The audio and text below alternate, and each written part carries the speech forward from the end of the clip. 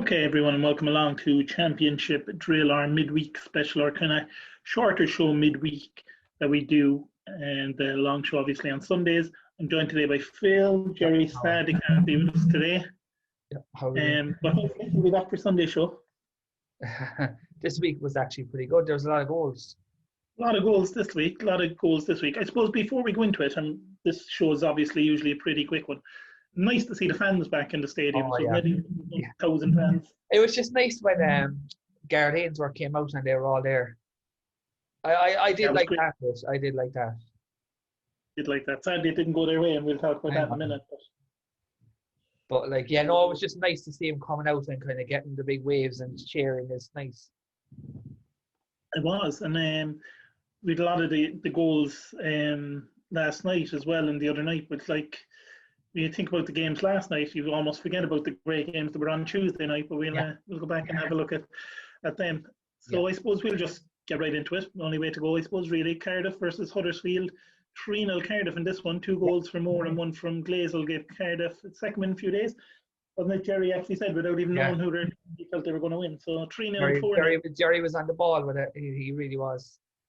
On the ball with this one. But I think that it will be a reality check though the weekend because they're going to be burned. They're going to be burned out. He didn't. Yeah, I mean he started the same starting 11. Yeah. There's no way he can do that again at the weekend, surely. Oh no, definitely not. Like Huddersfield, surely will be disappointed as well though because they weren't very good. Huddersfield, yeah, they kind of were on top. Really, in terms of like possession and everything else, and Cardiff again just took their chances. Yeah. But they were poor goals they gave away as well, and they're not going to be happy with that. Yeah, the defending was really, really poor. But Cardiff suddenly putting a bit of a run together with 2 wins in a few days. 7 goals in 2 games. Yeah, looking good for them. While Huddersfield are starting to go a bit up and down again this season. So because there was talks of a new manager there last week. So yeah. But then, if you look at the table, they're only 6 points off the top, I think. Cardiff or Huddersfield. Cardiff, something like. Yeah, I mean they've kind of had a strange season before that, but 2 wins. The top teams didn't do too well midweek. But Cardiff, they're slowly starting to climb up there now if they can put a few decent run of results together rather, and hopefully it's where they want to be anyway. Yeah. Move on into Birmingham City against Barnsley. This was another kind of a strange game, really. Hogan for Birmingham before Woodrow and Styles. Much needed, really, for Barnsley when you think about it. Yeah, it's like 5 wins in 8. 5 wins in 8, but they'd lost 2 of their last 3, I think. So. And they were actually they were on the way to losing this as well. Only just that penalty really changed it. It did, didn't it? Yeah. It was a strange one. The penalty, a little bit soft. Yeah. But, compared to some of the other penalties that were given. Yeah, it was a banker compared to some of them. Yeah. But it was nice to see Hogan score. Yeah, it's nice to see Hogan score, and he got one again a couple of weeks ago, didn't he? But that's six games now without a win for Birmingham. Yeah. I think they've won 3 games in 38 matches. Yeah, they've really got to change that, don't they? If they want to. Oh yeah. Want to do it. I mean, a lot, too many draws, and obviously, if you've not won in 6 games, it's something they need to change very quickly. Yeah. Because you look at Barnsley, and when the new manager came in, they were way down in relegation. They were in trouble, and now they're kind of safely in mid-table at the minute. Yeah, I think that's where they'll probably end up. But I can't see them challenging for playoffs, and I can't see them going down. Yeah, absolutely. I mean, if they can finish there, they'll be happy enough, I think, this season anyway. Big time. And then probably one of the games of midweek, really, Bournemouth against Preston. It's very, great game. Yeah.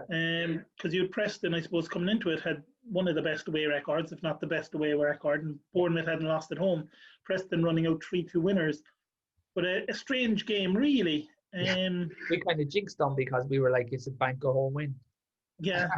I mean, you had Barkhausen. You had a great goal from Sinclair, although the goalkeeper is going to be very disappointed. Oh, yeah. Yeah. And Bauer with the goals for Preston. So Preston were 3-0 up and cruising. And then Stanislas and Sturridge made it a very nervy ending. But Preston hung on, Yeah, and there was a lot of stoppage time because there was a very bad injury. There was to Bauer, who got one of the goals as well. He did his Achilles, and Look, it seems he's going to miss the entire season, which is a problem for Preston. yeah, they're already like low on players and kind of low on confidence. But it was good to see them win this game. Yeah, but Uh, it's the home form they need to improve, home really. I form. mean, they're away. I mean, it's what, 16 points or Like, something like that now away from home. they're beating teams like Bournemouth away, and they can't beat someone like Derby County at home. Yeah, and it's Well, strange. They haven't played Derby yet, I don't think, but it'll be something No, like that. Like, yeah. they just can't win home games at all. I think they've 16 of their points have been away from home, and I think they've got 3 points at home against the Sheffield Wednesday team that were down to 10 men for about 80 minutes. Some of the goals are really good. They were very good. Sinclair's goal in particular, wasn't it? It was a nice breakaway, but wow, what's the keeper up to? Stanislas with a great free. He did. Yeah. But what was the goalkeeper up to for that Sinclair goal? It was a great finish from Sinclair because he was some distance out.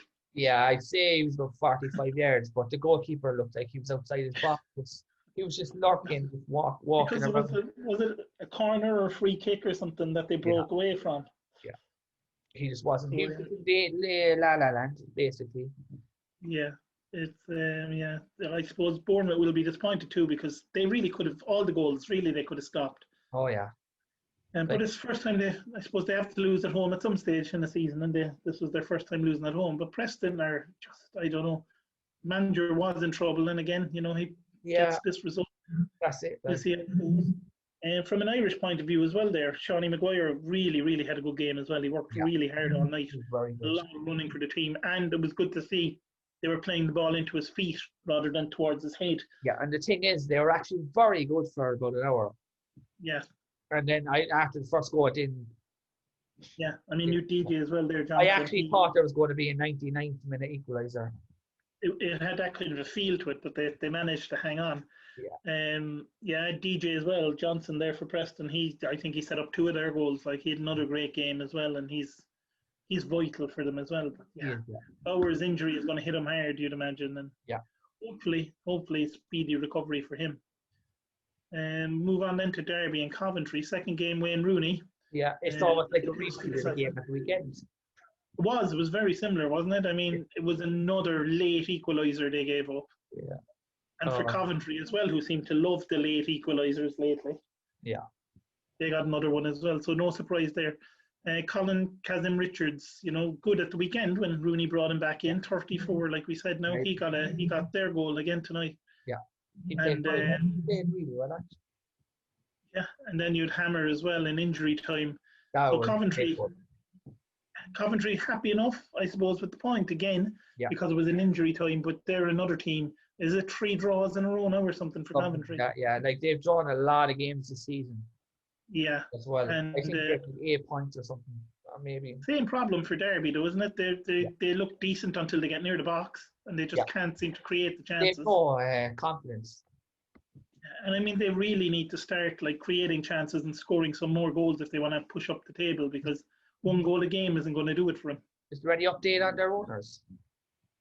No, they still say they expect the deal to be completed, but no update on when that's going to happen. I suppose it'll suspiciously happen in January when they can buy players.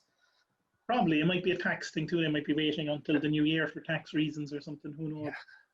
But we'll wait and see. I have a feeling if they take over, there's going to be a lot of new players coming in there. Oh, yeah. But Rooney, again, we know Jerry is dead against him doing the job. Yeah. But Rooney did say, look, he'd love the job full time. But he did say, look, if it's not to be, then he's happy to go back to playing again for Derby. So the thing, what I love about him is that he puts the team first. He won't put himself on the pitch. If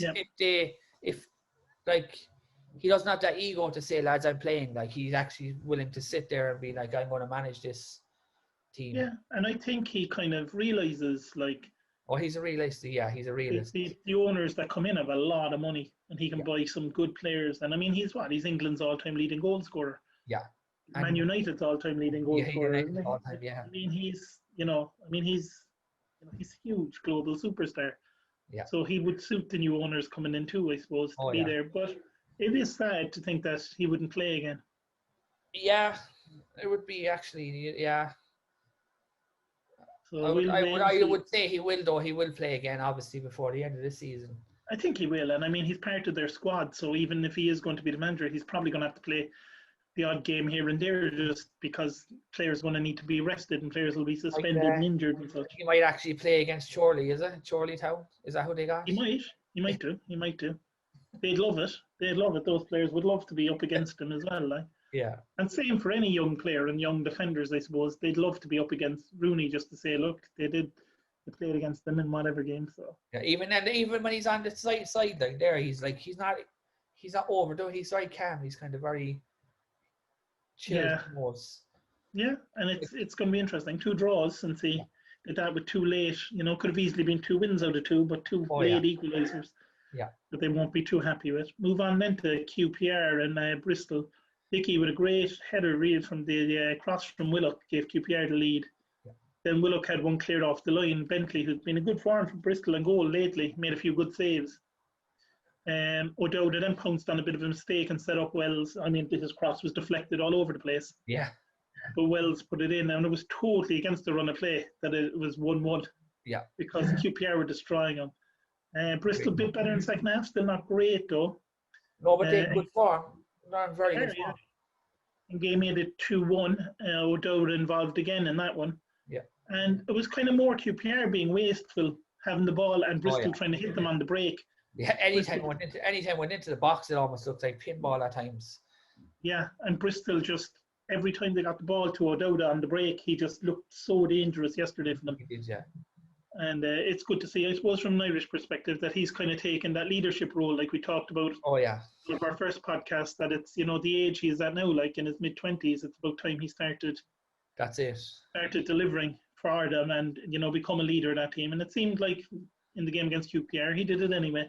Yeah. And he was involved in. QPR and Cardiff are the 2 teams that would just drive you nuts, like. Yeah. And I mean, Bristol are only a point off the lead now again? Yeah. Something like that? Yeah, they're very close. On a good run of form. Move on then to Rotherham Brentford, one of the games I watched midweek. It was quite good, actually. Yeah, and I have to say I was impressed with the attitude of the Brentford players, because it was kind of frustrating for them at times, because things just weren't clicking for them. But they took their time, they were patient, they got their goal. Yeah. From Forrest, Tony then as well, obviously, with very good again. With a penalty again, wasn't it? That even his overall play was very good. He's very strong, isn't he? At holding up the ball. He doesn't always look it. When you look at him, you don't think this guy is going to. He reminds me of your man who used to play for Chelsea. Oh, what's his name? Batshuayi. Oh yeah. He's that sort of player, yeah. That about him as well. But yeah, I mean, he got the ball, I think, the other night when I was watching the game. There was one point where they played the ball into his feet. And I think he was surrounded by 4 Rotherham players. Oh, yeah. He pulled him off and play a pass away. Yeah. Taking 4 players out of the game, basically. Very good. Very good. But Rotherham as well, Miller was sent off late on, and that was, they had no hope then. But, they just lacked the quality, really, to create enough good chances, I think. But they kept going till the end. Yeah. They play every game. They play every game like it's a cup game, to be fair. They do, and it's good to see. It's good to see that they didn't give up and they just kept going, and a bit of quality at the top of the pitch, and that's kind of the difference between the 2 teams. And I think in the Blackburn game as well, when they were playing Millwall, the difference in that one was very similar. That's kind of what Jerry's always at about, though. If they've tried some Irish players, maybe. Something, yeah, because it's just, I know Rotherham are missing 1 or 2 of their attacking players. But yeah, I mean, it's just. Yeah, you have that with Brentford, I suppose, with Tony and with Forrest and with some of them as well. They have great players going forward, and they just have that quality that Rotherham don't quite have. Yeah. But yeah, impressive for Brentford, who are climbing the table, hitting a bit of form now. Yeah. And then we move on to Middlesbrough Swansea. Neil Warnock, who turned 72 on Tuesday. Nice birthday present from his players there, 3 points. But beyond that, like 2 goals from Watmore and that, who he's on loan, I think, isn't he, until January, or he's on a short-term deal rather till January, not on loan. He's surely they're going to offer him a contract after that. I think so. Then they pulled one back for Swansea. They kind of pushed hard for an equaliser after they got the goal, but up until then, they didn't really offer an awful lot. Yeah. Just a bad night really for Swansea. Sloppy in possession. Happens in this league. You're not great all the time. And Borough were very good, and Swansea weren't not great. Yeah. Yeah. Should have been a penalty. And I mean, yeah, he could have had a penalty. I mean, he certainly thought he had one. It's hard to know. I've seen them given and I've seen them not given as well. But Warnock, I suppose, 72 years old, still doing it. Yeah. The most experienced manager in the division. Middlesbrough, they need to start picking up these wins if they want to start pushing for those playoff spots. I think they will. Swansea had a chance to really fire up to the top of the table with a win. They've been in good form. It was one of those midweeks where the top teams, other than like Bristol and Brentford aside, the top teams really didn't do much. Yeah, and they're going to say well, obviously they're playing too many games, but it does take a toll if you're doing it every week. It does. 3 games a week isn't easy for anyone to do, and especially when we go to Norwich in a minute with all their injuries. And I mean, you can't just keep going. You can't play the same 11 players, but you often have to play at least 6 or 7 of the same players 3 games a week. Exactly. So it's tough that way. So we move on to one we mentioned briefly there a minute ago. Blackburn 2, Millwall 1. Elliott with a goal for Blackburn gave him the lead. Malone with an equaliser, and then just Armstrong in stoppage time. He's just so good this season. Yeah. Millwall definitely should have had a penalty though in stoppage time after the goal. It was blatant handball. Yeah, blatant. And it was another one where the VAR isn't here, thankfully, but it would have given it. Oh yeah. Kind of a pretty even game, really. There wasn't a whole lot of chances for either team. Yeah, I thought it was going to be draw number 6 for Millwall in a row. Yeah, which would have been crazy, wouldn't it? They've not won in 8 of the last 9 games, Millwall, but like you said, they drew 5 of those. Yeah. He's got to be worried. I think he has to be worried. Yeah, I mean, they're slipping to mid-table, and they need some. Like Parrott has started the last 3 games and hasn't scored a goal yet for them. Yeah. So I mean, you don't want to put all your pressure on a young fella who's on loan. Spurs to get goals, but the difference was clearly there. Like when you could see what Adam Armstrong did. He got his chance in stoppage time and he took it. Elliott was very good. And he's looking like a good player as well. Yeah. And it's good for him because he can either go back now and he can do what he can do at Liverpool and break into that squad, or maybe he'll be able to secure himself a move. That's it. Next season, maybe a Premier League team. I can see him playing for Liverpool, I'd say, in a year or 2. Yeah. So it's kind of one of those where, do well now in the Championship. Maybe next year, if Liverpool don't think he's quite ready, they might loan him out to a Premier League side for the season, see how he does in the Premier League. He's not even 18, is he? What's that? He's not even 18 yet. No, he's very young. You're very young, but looks so good. He just bags of ability. Yeah. But Blackburn kind of doing pretty well. Millwall slipping down into mid-table, but Millwall are always going to have a chance because their defence is quite good. That's it. But if they can get Parrott going or they can get somebody going up front, they need something. Yeah. Then we had Luton. I knew it. I knew they'd beat them. You knew they'd beat them. I mean, like Norwich had 7 points from 9 games with all the injuries. They had to lose eventually. Yeah. Like you just can't keep going with that many injuries and not lose. Luton though, their biggest win of the season in front of 1,000 fans. Yeah, they must be up to about 10 now on the table as well. Yeah, I mean they had 3 home goals in their last 5 games. Yeah. And they scored 3 inside 47 minutes this time. Yeah. Moncur, Pearson and Collins from the penalty spot after a bizarre handball. That was one of the craziest penalty decisions I've seen. And Beneda then as well for Norwich, he took the penalty for them because they also got a penalty. It was kind of mad for penalties, 2 in this game, both definite penalties, I think. Yeah. But Norwich, they weren't too bad in this game either. Norwich, it wasn't like Luton hammered them. They scored. Their goals were good as well. I thought anyway. They were good. They were very good, yeah. And I think it was one of those where Luton, took their chances. Norwich didn't take their chances. That's it. But then Norwich were playing without a recognised striker, so it was always going to be tough for them. Is it still 13 players or something? Is it they're out injured? 13 or it might be 14 now after the weekend. But they don't have a centre forward. They're all out injured. Yeah, they're playing. They're playing their youth players. Yeah, and they're playing. That Steeperman was up front at the weekend for them, and Guys that aren't used to playing up front, and it kind of showed today because they just didn't take their chances. Do you reckon that, like, if they lose a few games, and even when the players come back, that'll be like a knock-on effect? It could be. I mean, it could well be. I mean, it's going to be tough for players that are coming back. Plus, you're coming back into the busy Christmas season period, as well, and you're playing 3 games a week again. Yeah. So it's like re-injuring those muscles and whatever can be tough again for Norwich. But we'll wait and see. Yeah. We'll wait and see. Luton, though, needed a win, I suppose, and they're kind of climbing up the table again now as well. Like we said, I suppose they're 4 points off the playoffs now? Yeah, they're like 10th in the table, yeah. Yeah, and thanks to other results, Norwich somehow cling on to top spot. Yeah, that's But I mean, it's so tight at the top of the table. Like from first to about 10th, I think it's like 8 points. Yeah, it's crazy. And I think, isn't it, there's like a point between like the first 4 teams in the league or the first something like that. It's going to be very close. Like, I don't think we'll be able to decide by Christmas. We usually can, but I don't think so. No, it's going to be so tight. So tight. We move on then to a game we're only going to spend about 10 seconds talking about. Yeah, it wasn't very good at all. It's Nottingham Forest against Watford. It was absolutely dismal. Yeah, there was nothing. Horrifically boring. Lyle Taylor should have scored for Forest. Is about the only thing I'll say about this one. 0-0. Forest, though, they'd lost their last few, so I suppose getting a point against Watford, they'll be happy enough. Yeah. Stop the run of defeats. Yeah. Move swiftly away from that anyway. On to Sheffield Wednesday and Reading, another draw, 1-1.